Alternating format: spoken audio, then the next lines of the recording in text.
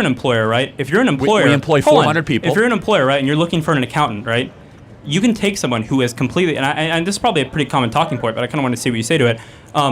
You can take someone who is self-taught, right, has like their own credentials, and I'm sure you would interview them, right? You have 100 applicants, right? You're telling me you wouldn't screen on someone who probably, I don't know, like went to Harvard for like accounting? You know what I'm saying? Well, like, if they went to Harvard, they would never work for Turning Point USA, like ever. Says a lot about your organization, then, doesn't it? Yeah, it does. We don't have any sort of weight for credentialing. So let me just hear your point. So like, what you're saying is like someone could be overqualified based on the degree that you think is worthless, right?